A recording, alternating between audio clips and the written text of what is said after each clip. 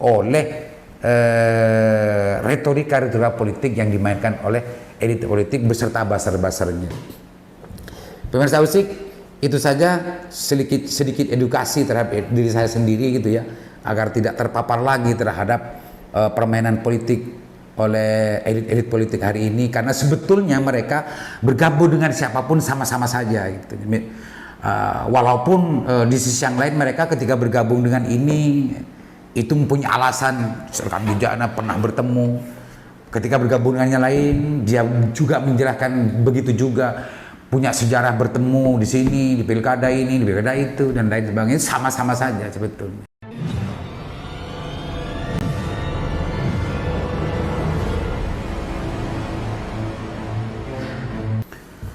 Assalamualaikum warahmatullahi wabarakatuh. Bismillahirrahmanirrahim. Bismillahirrahmanirrahim. La yasugulu khaira illallah.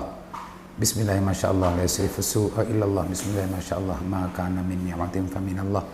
Bismillahirrahmanirrahim. La hawla wa la quwwata illa billah.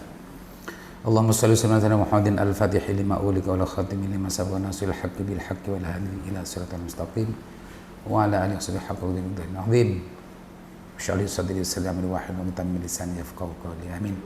Pemirsa, hari ini saya akan usik tentang perkembangan politik nasional gitu ya. Sedikit edukasi terhadap diri saya juga yang sempat terpapar gitu ya sebelum-sebelumnya.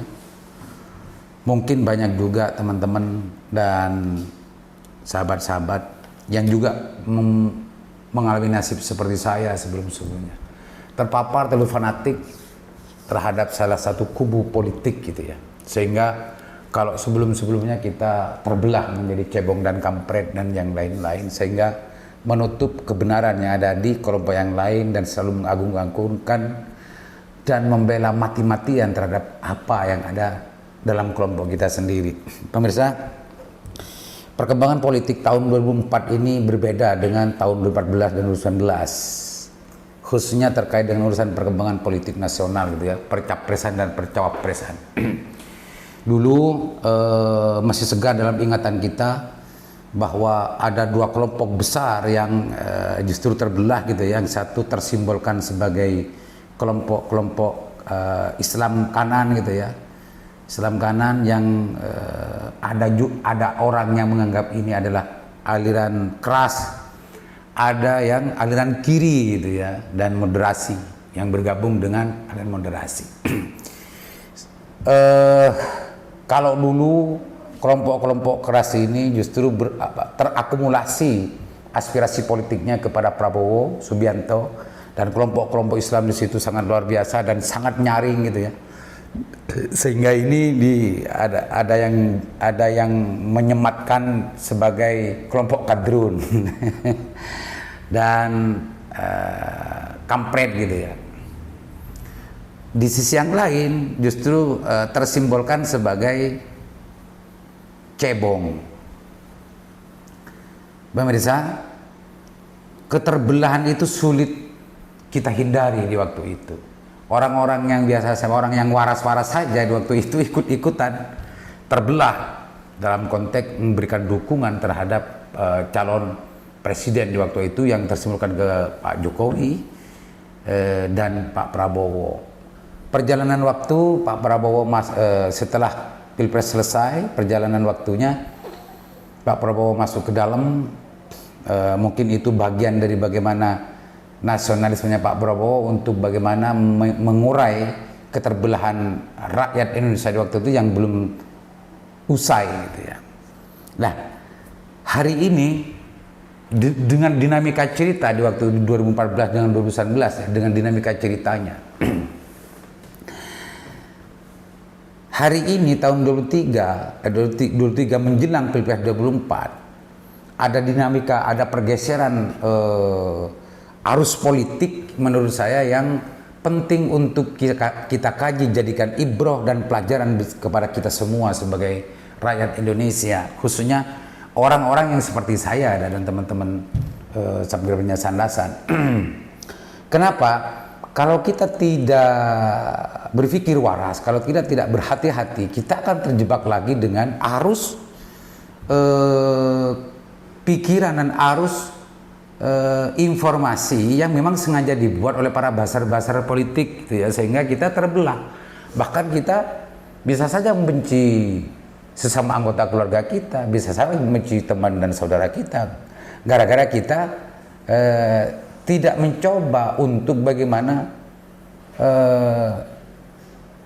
mendalami dan dan memaknai gitu ya, cak maduna aki-kiki gitu ya, bahwa sebetulnya perkembangan politik itu apa sebetulnya. Akhir-akhir ini kita dihidangkan dengan sebuah drama politik yang sangat luar biasa, yang awalnya memang mulai ada semacam arus besar terhadap KIB, terhadap Koalisi Indonesia Bersatu, ada Koalisi Perubahan dan yang lain-lain gitu ya. Nah, setelah terjadi pertemuan di tikungan tajam antara kelompok Koalisi Perubahan dengan salah satu anggota dari Koalisi Indonesia Raya gitu, ada semacam kekagetan publik gitu ya, kekagetan, keterhanyaan publik terhadap sesuatu yang sebetulnya tidak terpikirkan sebelumnya. Ini sebetulnya kerja politik, ini sebetulnya karakter politik. Maka kita sebetulnya harus betul-betul memahami dan ini jadikan sebuah pelajaran bahwa kita terhadap politik itu jangan terlalu. Karena orang yang kita perjuangkan, orang yang kita dukung, itu sebetulnya menurut saya sudah mempunyai pemahaman dan pemikiran serta kedewasaan berpolitik yang tidak sama dengan pikiran kita dan pikiran publik.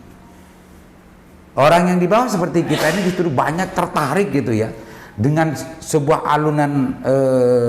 alunan gaya politik yang seolah-olah kalau tidak mendukung ini kita neraka tempatnya. Kalau mendukung ini adalah janjinya adalah sorga dan lain sebagainya. Dalam dunia politik menurut saya tidak semacam itu.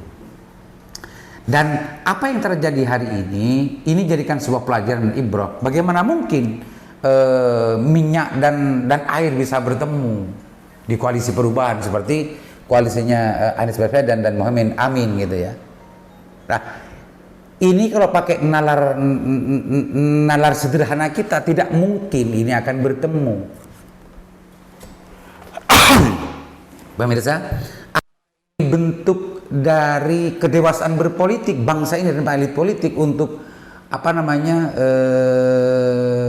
memperjuangkan kebinekaan dan keadilan serta kemakmuran bangsa Indonesia, walau alam, meskipun itu sebetulnya adalah alasan yang sering kita dengar dari para elit politik yang sudah bergabung, atau memang ini hanya sekedar berangkat dari sebuah ambisi kuasa oleh mereka, oleh Koalisi Perubahan dengan PKB Gus Muhaimin dalam konteks itu. Karena sebelumnya ini sudah kalau Gus Muhaimin dan PKB sebelumnya sudah mematok wapres atau capres. Secara ideologis ada banyak orang yang beranggapan bahwa PKB dan PKS tidak akan bisa ketemu. Tapi hari ini jelas-jelas bertemu, dan bahkan kemarin pertemuan Anies Baswedan dan Gus Muhaimin di markas PKS disambut dengan lagu Subhanul Waton, Yalal Waton, lagu yang selama ini dipakai dan yang sering dikumandangkan di jamiah NU dan khususnya PKB.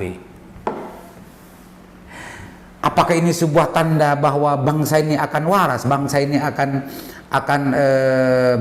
berjalan baik-baik saja ke depan? Karena banyak pikiran-pikiran nalar biasa kita yang tidak bisa berpikir dan yang tidak bisa menerima, tapi ini nyata. Di sisi yang lain, Demokrat kemarin sudah ketemu dengan Prabowo, sebelumnya ketemu dengan Ibu Puan Maharani, penjajakan koalisi sebelumnya. Secara karakter politik banyak orang yang menganggap bahwa ini tidak bertemu secara historis gitu ya. Apalagi Pak SBY dengan Bu Megawati sudah menjadi rahasia umum hubungannya bagaimana dan bagaimana. Tapi pertemuan itu terus berlangsung dan itu adalah sebuah dinamika politik yang terjadi di Indonesia. Artinya dengan kata lain, bahwa apapun dan bagaimanapun gerak politik di pusat, jangan sampai kita justru buta melihatnya, fanatik melihatnya. Karena kalau kita buta dan fanatik melihatnya, kita akan terpapar dengan gaya politik mereka. Kalau kita sudah terpapar, maka kita tanpa sadar membenci kelompok yang lain, membenci mereka yang tidak sama dengan kita arah politiknya, dan lain-lain sebagainya. Seperti juga kalau kita melihat, memperhatikan dan menyimak bagaimana hubungan antara NU dan PKB, meskipun semua orang tahu, sejarah sudah menyaksikan gitu bahwa PKB itu adalah anak kandung satu-satunya dari NU, dan itu juga diiyakan oleh Gus Yahya sebagai ketua umum PBNU hari ini, dilahirkan NU. Tapi hubungan antara NU dengan PKB hari ini justru terkesan berbeda arah. Terkesan berbeda arah. Meskipun demikian, sebetulnya kalau kita mau betul-betul dewasa melihat, menyaksikan dan menyimak, lalu kita simpulkan sendiri bahwa politik itu sebetulnya tidak sebagaimana yang kita definisikan sebelumnya yang terjadi. Maka menurut saya, apa yang kita yakini bermanfaat terhadap kita, terhadap bangsa ini, itu yang penting untuk kita perhatikan dan jadikan alasan untuk bagaimana kita memilih dan memberikan aspirasi. Variabel apa yang harus kita pakai untuk mengukur mana yang lebih bermanfaat tidak? Dan itu tergantung pada masing-masing kita, rakyat Indonesia. Informasi apa yang kita punya terhadap tokoh ini, figur ini, tokoh ini dan figur ini, koalisi ini dan koalisi itu, koalisi A atau koalisi B. Disitulah menurut saya tuntunan yang penting, tuntunan yang guidance ya, pedoman yang bisa kita pakai untuk bagaimana kita memilih kepada siapa ya kita harus memilih, yaitu pedomannya mana yang lebih bermanfaat terhadap bangsa ini, mana yang lebih bermanfaat terhadap diri kita sendiri. Itu menurut saya yang harus dijadikan sebuah pedoman. Dan bagaimana untuk bisa menentukan mana yang lebih bermanfaat dan tidak, itu tergantung dari masing-masing kita. Dari informasi yang kita dapatkan dari rekam jejak para tokoh itu, dan juga rekam jejak partai politiknya dalam memperjuangkan kebinekaan dan keadilan dan kemakmuran di Indonesia ini. Itu menurut saya yang penting dijadikan alasan dan landasan untuk bagaimana memilih. Jangan memaksakan diri ketika kita tidak tahu sebetulnya apa terkait dengan pasangan si A, si B dan si C, sehingga kita menentukan dan menyimpulkan Z dan Y. Ini kan sesuatu yang salah. Makanya menurut saya kita hentikanlah keterbelahan bangsa ini karena urusan saling dukung-mendukung gitu ya.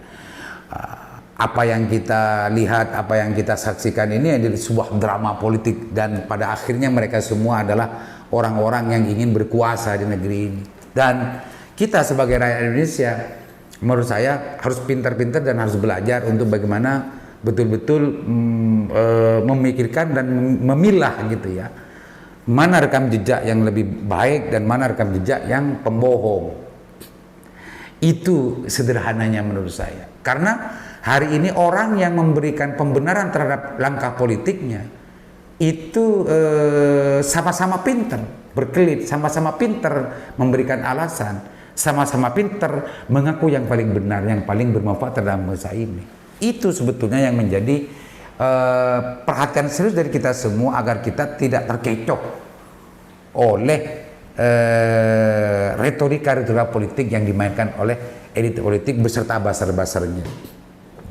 Pemirsa Usik, itu saja sedikit edukasi terhadap diri saya sendiri gitu ya, agar tidak terpapar lagi terhadap permainan politik oleh elit-elit politik hari ini, karena sebetulnya mereka bergabung dengan siapapun sama-sama saja gitu. Walaupun di sisi yang lain mereka ketika bergabung dengan ini itu mempunyai alasan, rekam jejaknya pernah bertemu. Ketika bergabung dengan yang lain, dia juga menjelaskan begitu juga, punya sejarah bertemu di sini, di pilkada ini, di pilkada itu, dan lain sebagainya, sama-sama saja sebetulnya. Dan itu adalah cara mereka untuk menjelaskan kepada kita, cara mereka untuk meyakinkan kepada mereka bahwa mereka itu adalah orang yang benar untuk dipilih.